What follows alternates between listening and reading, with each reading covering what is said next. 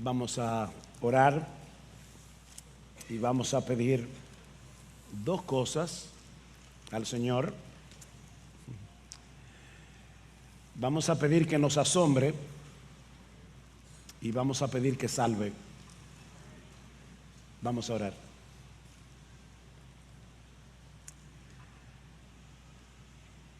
Padre, ciertamente no hay un milagro más grande que el nacimiento de Jesús. Ninguna de tus obras es más sorprendente que la unión de dos naturalezas en la persona de tu Hijo. Y es por eso, Señor, que no hay un ser más sorprendente que Jesús. Tristemente, Padre, reconocemos delante de ti que muchas veces nos acostumbramos de cosas que deberían maravillarnos.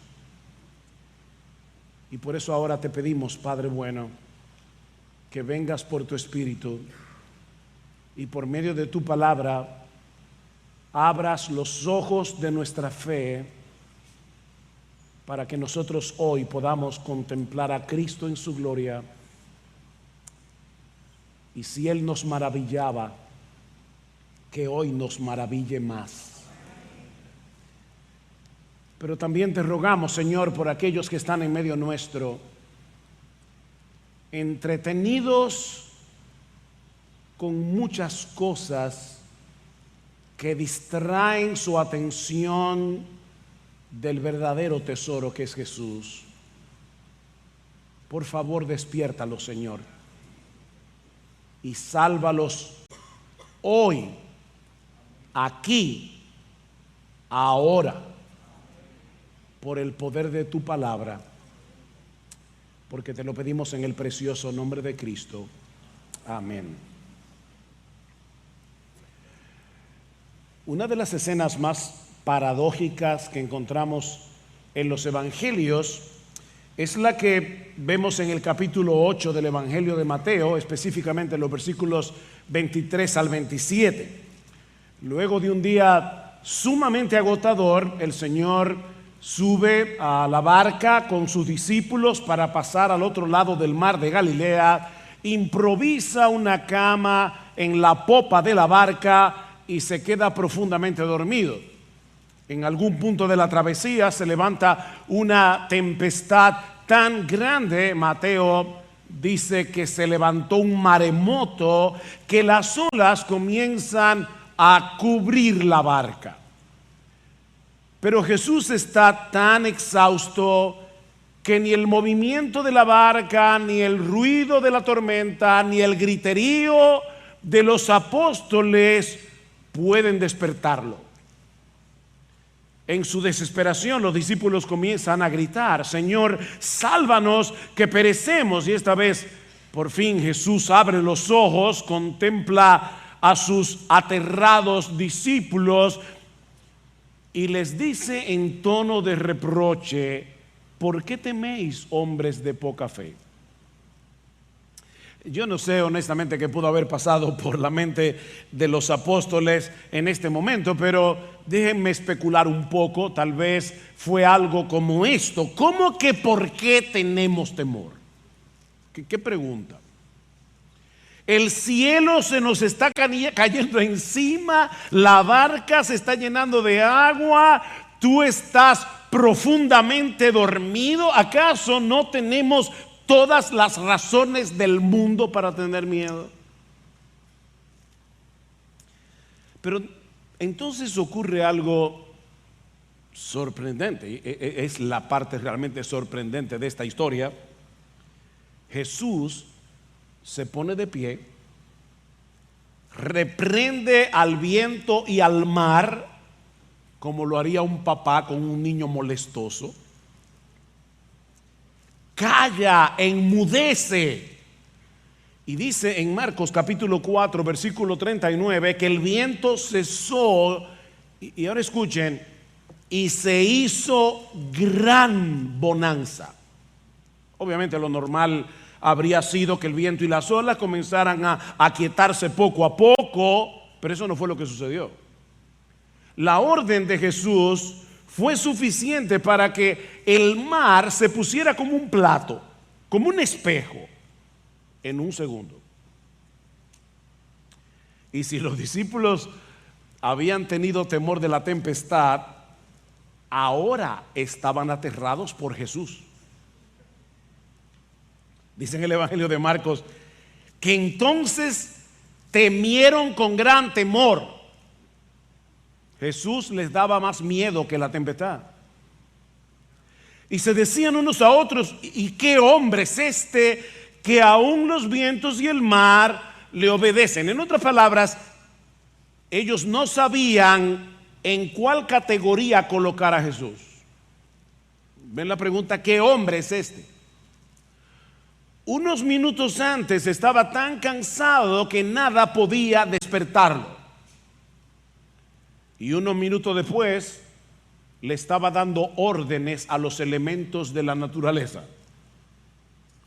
¿Qué hombre es este? ¿Qué clase de hombre es? Bueno, esa es la pregunta que yo quiero responder en esta mañana. Y vamos a hacerlo a la luz del primer capítulo del Evangelio de Juan. Yo les pido por favor que vayan conmigo al capítulo 1, al prólogo del Evangelio de Juan. Vamos a leer los versículos 1 al 3 y luego saltaremos al versículo 14. Dice así la palabra del Señor: en el principio existía el Verbo, y el Verbo estaba con Dios, y el Verbo era Dios. Él estaba en el principio con Dios.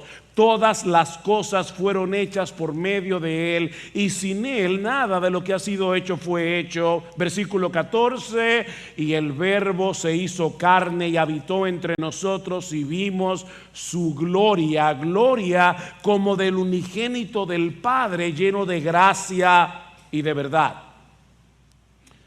Obviamente no es mi interés en esta mañana explicar a profundidad esto que yo acabo de leer. Necesitaríamos, no creo que sería una serie de sermones, necesitaríamos la eternidad. Lo que quiero hacer en esta mañana es señalar algunas cosas que este texto nos enseña acerca de nuestro Señor Jesucristo, a quien Juan identifica como el Verbo de Dios. Y la primera es que ese Verbo es el Hijo eterno de Dios, una persona distinta del Padre y el creador de todo cuanto existe. Eso es lo primero que yo quiero que veamos aquí. El Verbo, el Logos del que habla Juan, es el Hijo eterno de Dios, una persona distinta del Padre y el creador de todo cuanto existe. Vean una vez más versículo 1: en el principio existía el Verbo, y el Verbo estaba con Dios, y el Verbo era Dios. Es evidente que Juan está aludiendo aquí al primer versículo de la Biblia, Génesis capítulo 1, versículo 1. En el principio creó Dios los cielos y la tierra. Bueno, Juan nos está diciendo que antes del principio de ese principio, el Verbo ya estaba ahí. Él no pertenece a la categoría del tiempo, Él no pertenece a la categoría de lo creado. El Verbo ya era cuando nada era. Pero Juan nos dice también que ese Verbo existía en la eternidad en perfecta comunión con Dios. El Verbo estaba con Dios. Literalmente, el Verbo estaba cara a cara con Dios, en una perfecta relación de intimidad y amor. De manera que el Verbo era eterno y una persona distinta del Padre. Ven, el Verbo no es el Padre. Él estaba con Dios. Pero ese Verbo que estaba con Dios Dice Juan que al mismo tiempo era Dios. El profundo misterio de la Trinidad. Un solo Dios que subsiste en tres personas, el Padre, el Hijo y el Espíritu Santo. Tres personas distintas, pero un solo Dios. El apóstol Juan, mis hermanos, nos está tomando de la mano y nos está llevando más allá del pesebre. De hecho, nos está llevando más allá de David, nos está llevando más allá de Abraham, nos está llevando más allá de Génesis 1:1 y nos está dando un tour cuando nada existía. Solo Dios, en perfecta armonía consigo mismo, en perfecta intimidad, en perfecto amor. De manera que esa palabra, ese logos, ese verbo que Dios habló en el capítulo 1 de Génesis, ¿recuerdan?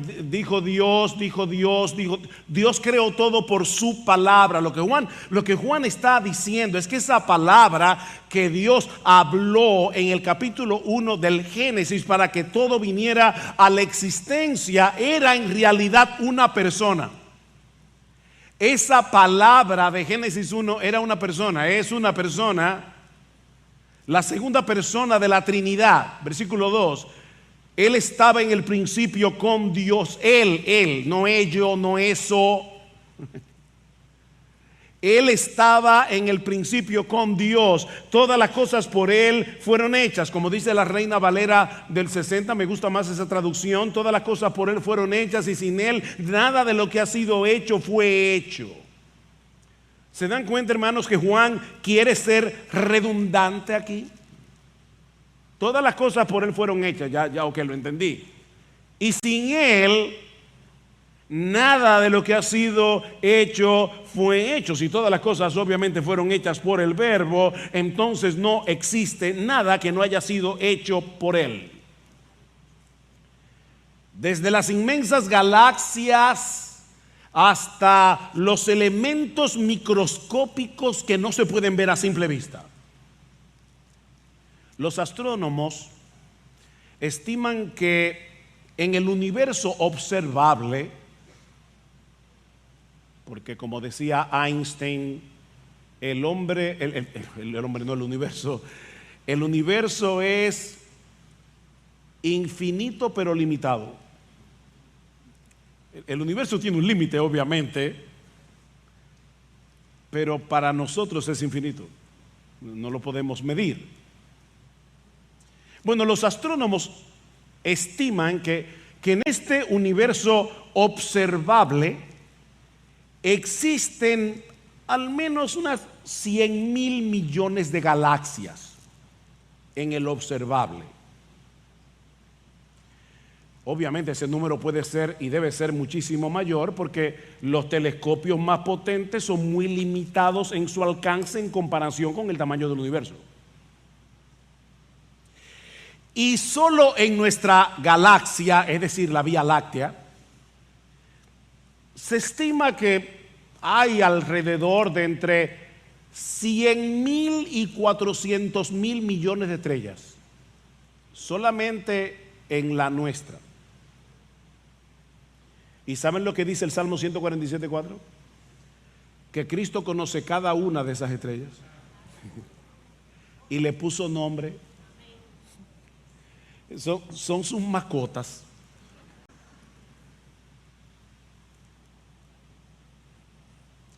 Ahora, déjenme viajar a un lugar más cercano. En las galaxias se ven como tan lejos. ¿Sabían ustedes, mis hermanos amados y amigos que nos visitan, que solo en el Amazonas existen unos 20 millones de especies de insectos? O sea, no de insectos individuales, de especies, de insectos. Y Cristo es el creador de cada uno. Cristo es el creador de todo. Desde las galaxias y las estrellas hasta la mariposa morfoazul y la avispa parasitoide. No me lo estoy inventando por si acaso. Jesús podía reprender al viento y al mar porque Él los hizo. Todas las cosas por Él fueron hechas y sin Él nada de lo que ha sido hecho fue hecho. Ahora, ¿cómo explicar entonces que Jesucristo fuera vencido por el cansancio y se quedara completamente dormido en la popa de una barca? Bueno, eso nos lleva a la segunda enseñanza de nuestro pasaje en el versículo 14. Ese verbo eterno y personal que en el principio era con Dios y al mismo tiempo era Dios, el creador de todo cuanto existe, asumió en el tiempo una naturaleza humana como la nuestra. Eso es lo que significa y el verbo se hizo carne. Así que lo voy a repetir otra vez. Ese verbo del versículo 1 al 3, eterno y personal, que en el principio era con Dios y al mismo tiempo era Dios, el creador de todo cuanto existe, asumió en el tiempo una naturaleza humana como la tuya y como la mía. Ahí está la explicación de lo que sucedió aquella noche en el mar de Galilea. Ese Jesús que estaba en la barca con los discípulos, que poseía toda autoridad y poder sobre los elementos de la naturaleza, tomó carne humana. Y Juan está usando aquí la palabra carne, no en el sentido de pecaminosa, sino en el sentido de debilidad, porque Cristo no tenía pecado. Él era tan humano como tú y como yo, con todas las debilidades, con todas las limitaciones que tú y yo tenemos. El verbo se hizo carne.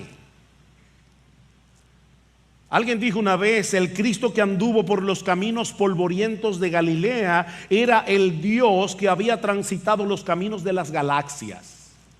El Cristo que prendió un fuego a la orilla de un lago para cocinar el desayuno de sus cansados y hambrientos discípulos es el que había dado a luz a 1,000 millones de estrellas y las había colgado en el firmamento. Aquel que le pidió agua a una mujer despreciada era el mismo que había llenado de agua cada río, cada lago, cada océano. En Jesús Dios se introdujo en la humanidad, la eternidad invadió el tiempo.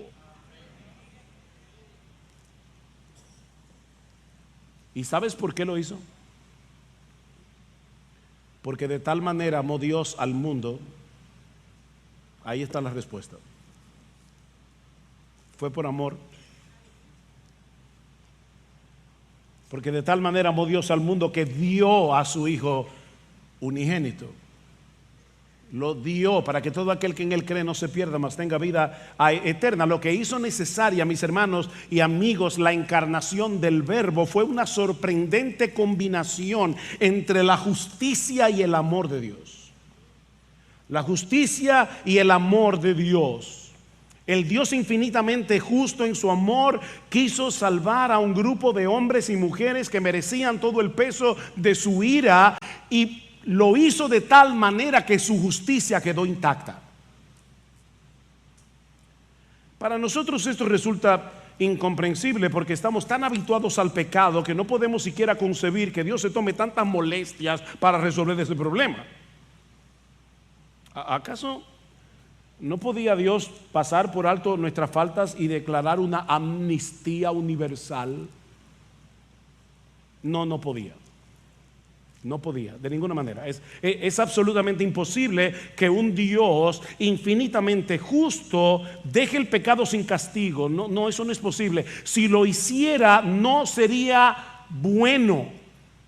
No sería bueno que Dios hiciera eso. De hecho, dejaría de ser Dios. Mis hermanos, Él no puede echar a un lado su justicia y seguir siendo quien es. La falta de justicia en Dios destruiría a Dios. ¿Tú oíste eso? La falta de justicia en Dios destruiría a Dios, destruiría su bondad, destruiría su amor. Déjame hacerte una pregunta.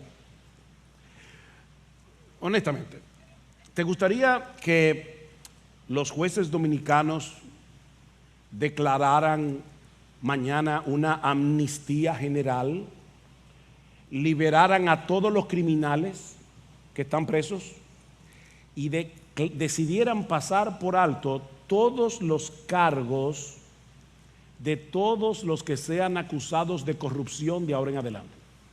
¿Qué te parece? Qué buenos serían esos jueces, ¿no?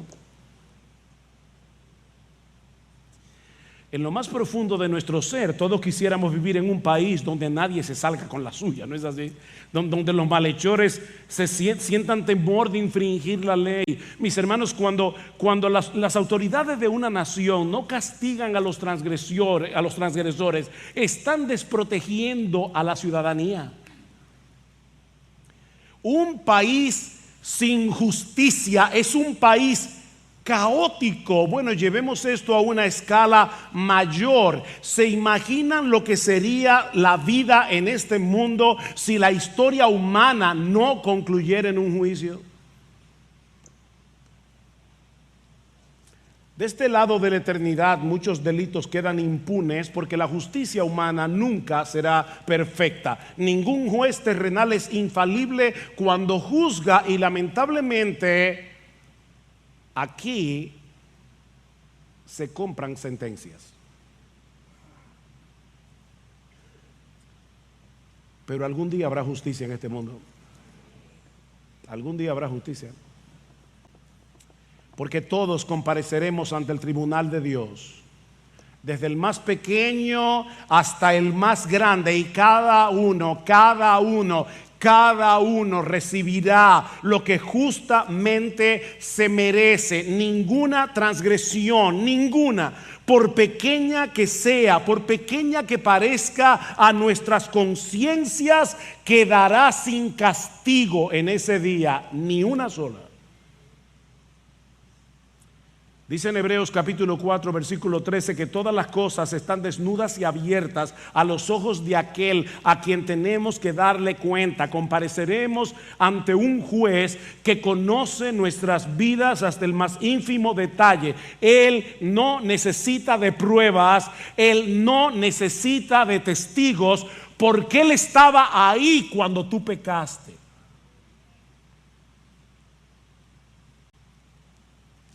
De manera que nadie será absuelto en ese tribunal, a menos que, y gloria al Señor por ese a menos que, la justicia de Dios haya sido plenamente satisfecha a nuestro favor por alguien calificado. Por eso el Verbo se hizo carne. Ahí está la respuesta. Para que el Dios de toda justicia pudiera mostrar su amor salvando a criaturas pecadoras sin dejar de ser justo. Dice en Romanos capítulo 6 versículo 23 que la paga del pecado es la muerte. Ese es el miserable salario que el pecado merece. De manera que alguien perfectamente santo, infinitamente valioso, tenía que morir en nuestro lugar. En otras palabras, solo Dios mismo podía salvarnos. Solo Dios mismo podía pagar nuestra deuda. Pero Él no podía hacerlo porque Dios no muere. Por eso Dios se hizo hombre.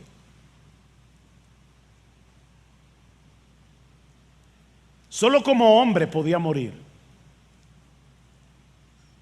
para pagar nuestra deuda con la propia justicia de Dios.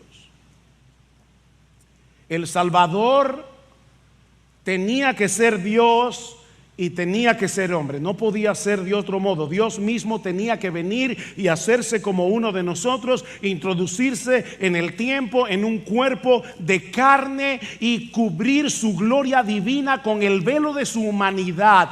Gloria al Verbo encarnado. Acabamos de cantar, en humanidad velado. Eso fue lo que sucedió en la pequeña aldea de Belén hace casi 2000 años. El Verbo se hizo carne y habitó entre nosotros. Me encanta esto, literalmente montó entre nosotros su tienda de campaña. Podemos traducirlo: el Verbo se hizo carne y acampó entre nosotros. La palabra es tabernacular. Puso su tabernáculo entre nosotros. El cuerpo humano de Jesús es el tabernáculo final en el que Dios manifestó su gloria. El cuerpo de Jesús es el nuevo templo, es el lugar de encuentro definitivo entre el hombre y Dios. Recuerden cómo le llamaban al tabernáculo en el Antiguo Testamento. Era la tienda de reunión entre el hombre y Dios. Bueno, Cristo es ahora ese lugar de reunión. Mi amigo, tú no tienes que ir a Tierra Santa en peregrinaje. No tienes que ir a ningún templo para encontrarte con Dios. Tienes que ir a Jesús. Ese Verbo eterno que en el principio era con Dios y que al mismo tiempo era Dios, a través del vientre de una virgen asumió una naturaleza de carne como la nuestra, una naturaleza verdaderamente humana, sin renunciar en absoluto a su naturaleza divina. De modo que ese niño que se gestó en el vientre de María por el poder del Espíritu Santo era Dios y hombre a la vez. Es por eso que el nacimiento de Jesús tenía que ser virginal. No es porque hubiese algo pecaminoso en la relación sexual en sí. No, el sexo es un regalo de Dios,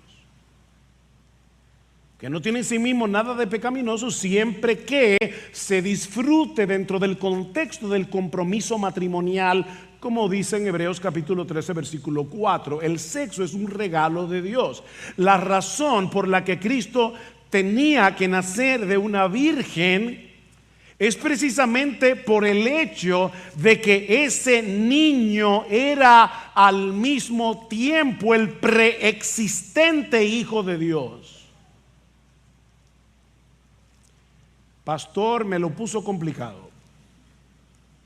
Ok, déjame ver si te lo explico, o hasta para que los niños que están aquí lo entiendan.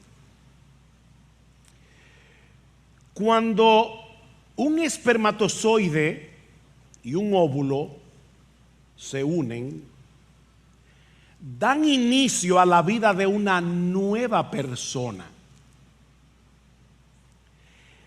Pero el Verbo que se encarnó en María no comenzó su existencia personal en ese vientre. Fue su naturaleza humana la que se gestó en el vientre de María y se unió con la naturaleza divina, pero como el Hijo eterno de Dios, Él existía desde siempre. María no podía dar a luz a una nueva persona porque esa persona ya existía desde toda la eternidad. Por eso tenía que ser virginal. No podía ser de otra forma. De ahí la sorprendente profecía de Miqueas capítulo 5 versículo 2, que se cita mucho en estos días. Pero tú, Belén Efrata, pequeña para estar entre las familias de Judá, de ti me saldrá el que será Señor en Israel. Pero ahora Miqueas aclara: y sus salidas son desde el principio, desde los días de la eternidad. Nacerá en la aldea de Belén, dice Miqueas, pero su existencia es eterna. ¿Cómo así? El Eterno nacerá en Belén. El Eterno nacerá en Belén.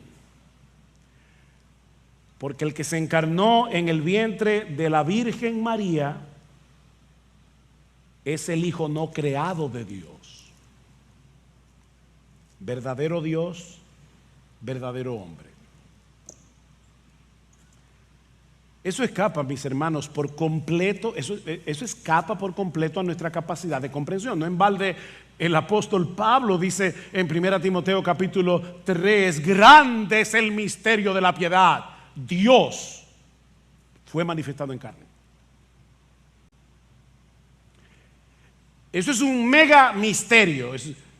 Grande es el misterio de la piedad. Dios fue manifestado en carne. Cristo era una sola persona. Él no era como el Gollum del Señor de los Anillos, que hablaba en plural de sí mismo. ¿Se acuerdan? No, Cristo nunca decía nosotros, no, yo. Era un yo. Una sola persona, dos naturalezas. Dos naturalezas completamente distintas entre sí.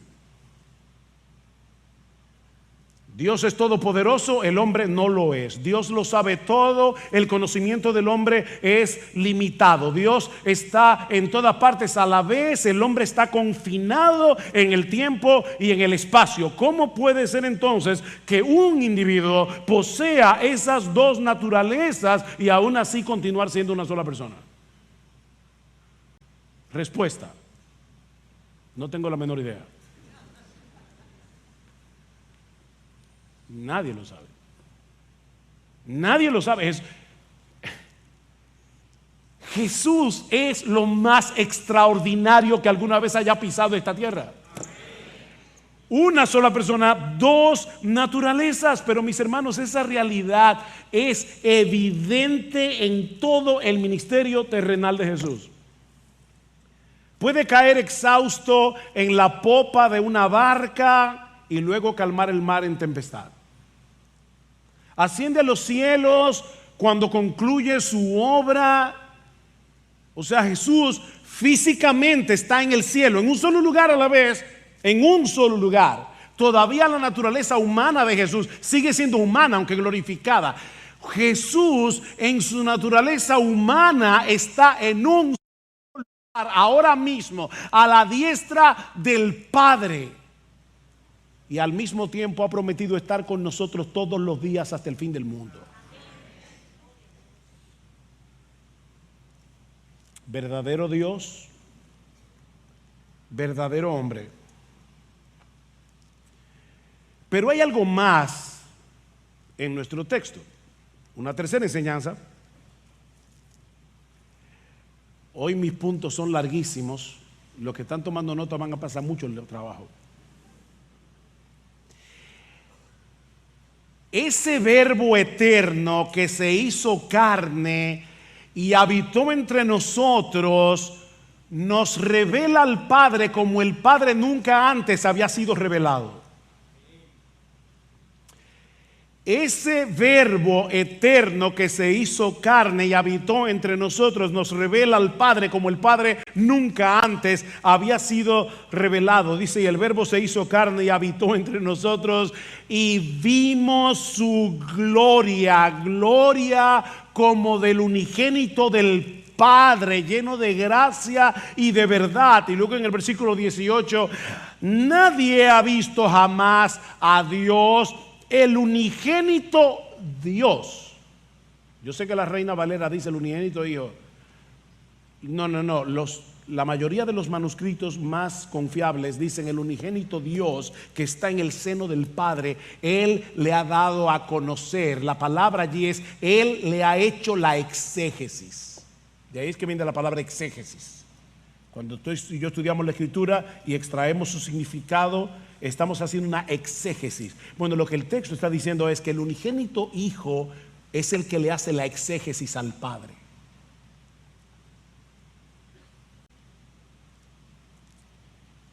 Vimos su gloria, dice Juan. Y Juan parece estar aludiendo aquí al monte de la transfiguración. ¿Recuerdan cuando por un instante Cristo permitió que los discípulos que estaban con él, Pedro, Juan, Santiago, vislumbraran algunos destellos de su gloria divina por un momento? Pero personalmente creo que lo que Juan nos está diciendo aquí es mucho más profundo y definitivamente mucho más consolador. En Cristo los discípulos vieron en forma corporal la manifestación más gloriosa de la gracia y de la fidelidad de Dios. Ven, el texto dice gloria como del unigénito del Padre. Y Juan, ¿cómo fue que vimos esa gloria? ¿Cómo fue que ustedes vieron esa gloria? Porque Él es lleno de gracia y de verdad. ¿Ustedes recuerdan cuando Moisés le pidió a Dios que le mostrara su gloria en Éxodo capítulo 33? Dios respondió su petición proclamando su nombre delante de Moisés, es decir, dándole una revelación de su carácter. Lo voy a leer en la Reina Valera de nuevo. Jehová, Jehová, fuerte, misericordioso y piadoso, tardo para la ira, grande en misericordia y verdad, que guarda misericordia a millares, que perdona la iniquidad, la rebelión y el pecado, y que de ningún modo tendrá por inocente al culpable, al malvado. Dios pudo haberle dicho muchas cosas a Moisés para mostrarle que Él es glorioso. Él venció a Faraón para libertar a su pueblo. Él abrió el Mar Rojo en dos. Él hizo que saliera agua de una roca. Pero no hay nada de eso aquí. ¿Sabes en qué consiste mi gloria, Moisés? En que yo soy un Dios misericordioso y fiel, tardo para la ira, grande en misericordia y verdad. Esa fue la gloria divina que se hizo visible en el Verbo encarnado. Pero como Moisés jamás soñó que esa gloria podía ser vista. Versículo 16. Pues de su plenitud tomamos todos hemos recibido, y gracia sobre gracia, porque la ley fue dada por Moisés, por medio de Moisés. La gracia y la verdad fueron hechas realidad por medio de Jesucristo. Nadie ha visto jamás a Dios. El Hijo le hizo el exégesis. Decía el puritano Richard Sibbes que Cristo no es más que pura gracia revestida de nuestra naturaleza. ¿Quién es Cristo? Pura gracia, pero revestida de nuestra naturaleza. Lo que hace glorioso a Jesús no fueron sus enseñanzas. Lo que hace glorioso, o más glorioso, porque sus enseñanzas fueron gloriosas, pero lo que hace más glorioso a Jesús no fueron sus milagros. Lo que hace más glorioso a Jesús es la belleza de su bendita gracia. Una gracia que está disponible hoy en el Evangelio para todo aquel que cree. Por eso es que este texto es precedido de las palabras del versículo 12, pero a todos los que le recibieron les dio el derecho de llegar a ser hijos de Dios. Es decir, a los que creen en su nombre, que no nacieron de sangre, ni de la voluntad de carne, ni de la voluntad del hombre, sino de Dios. Es Dios el que los engendra, pero somos nosotros los que creemos. ¿Tú te das cuenta, mi hermano, que si Dios te abrió los ojos y te atrajo a Cristo en arrepentimiento y fe,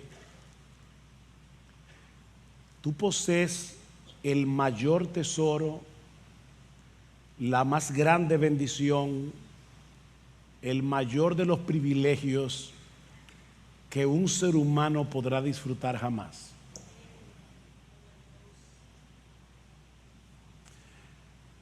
Mira, yo no sé las tribulaciones y aflicciones que tú puedas estar experimentando en este momento. Si tú conoces y tienes relación e intimidad con ese Verbo que se hizo carne, tú no eres digno de lástima.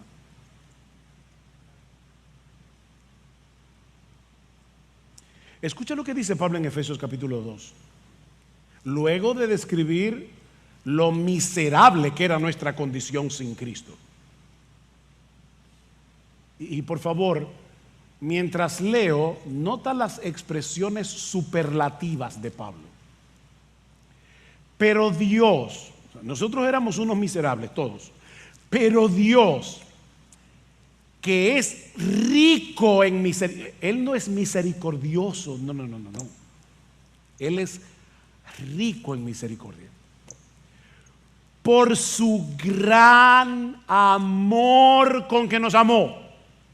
Pablo pudo haber dicho, por el amor que nos tuvo. No.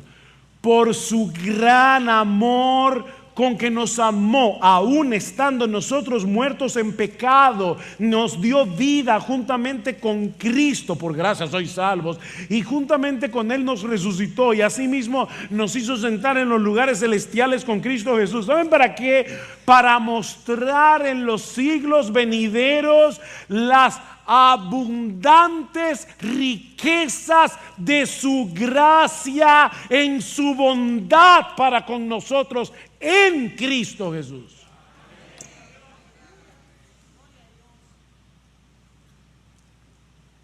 Dios es rico en misericordia, derrochador en su amor, abundante en las riquezas de su gracia, y todo ese tesoro es nuestro en Cristo.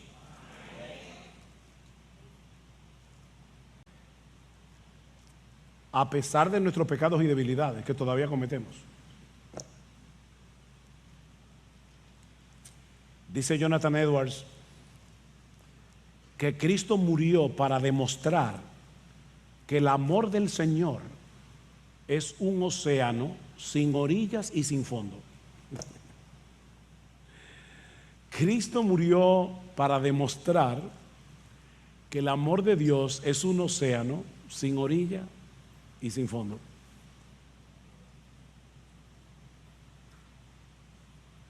Es un océano insondable de gracia en el que estamos sumergidos por causa de Jesús, porque de su plenitud tomamos todos, y gracia sobre gracia sobre gracia sobre gracia.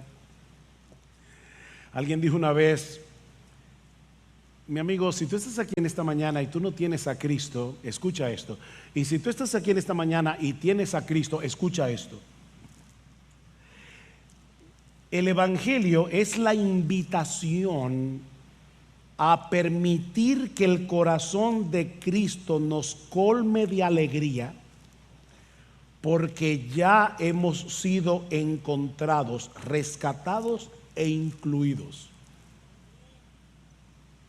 De paso, esta palabra está de moda. Esto es verdadera inclusión.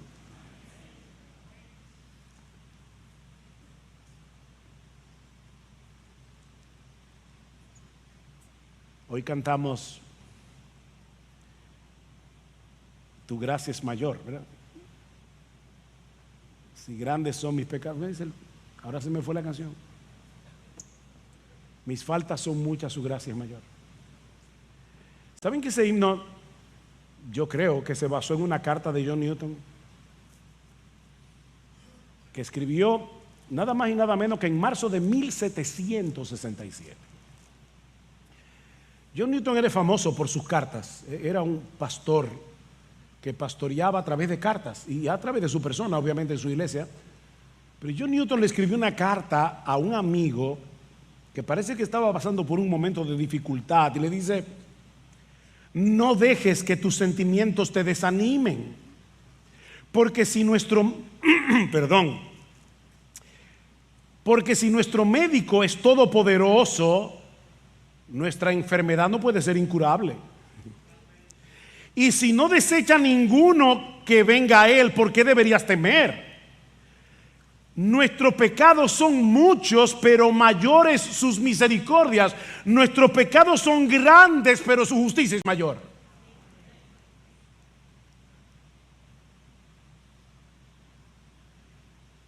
Mis faltas son muchas, su gracia es mayor. Creyente, no huyas de Dios. El diablo quiere que tú huyas de Dios. El diablo quiere hacerte dudar del amor de Dios. El diablo quiere que te sientas desechado de Dios. Pero eso no puede pasar, porque el Verbo se hizo carne, lleno de gracia y de verdad. Y Juan no quería que nosotros tratáramos de interpretar qué tenía eso que ver con nosotros. Así que él dice, y de esa plenitud, ven, él es lleno de gracia y de verdad. Y por si acaso te lo estás preguntando, de esa plenitud tomamos todos gracia sobre gracia. Y si tú estás aquí sin Cristo en esta mañana, mi amigo, recuerda que la gracia se hizo carne en Jesucristo y está disponible para ti hoy, si vienes a Él en arrepentimiento y fe. Él es el punto de encuentro entre el hombre y Dios. Él es el tabernáculo definitivo en el que Dios manifiesta su presencia salvadora para todo aquel que cree. Mi amigo, no sigas siendo el enemigo de tu propia alma. No te sigas haciendo tanto daño. No seas tan necio. Y créeme que te digo necio con cariño, porque quiero que abandones tu necedad. No sigas siendo el enemigo de tu propia alma, rechazando el tesoro que hoy Dios te ofrece en Cristo, si vienes a Él arrepentido y confiando únicamente en Él. ¿De verdad tú prefieres recibir todo el peso de la justicia divina cuando tengas que comparecer delante de Él en el día del juicio? ¿Tú prefieres eso? ¿O recibirás por la fe a ese Verbo que se hizo carne por amor a pecadores, lleno de gracia y de verdad? Oh, mi amigo, ven a Cristo y báñate aquí y ahora en ese río desbordante de misericordia y gracia que el Rey de Gloria está poniendo hoy al alcance de tu mano, únicamente por medio de la fe. Báñate en ese río y vas a recibir de esa plenitud todos los días de tu vida y hasta la eternidad. Gracia sobre gracia, sobre gracia, sobre gracia. Vamos a orar.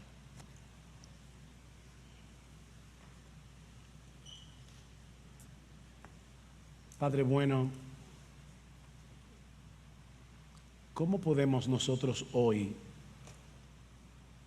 expresarte gratitud en una forma adecuada por un regalo como Jesús? Señor, cuán limitado es nuestro vocabulario para alabar al Cordero. Y muchas veces, Señor,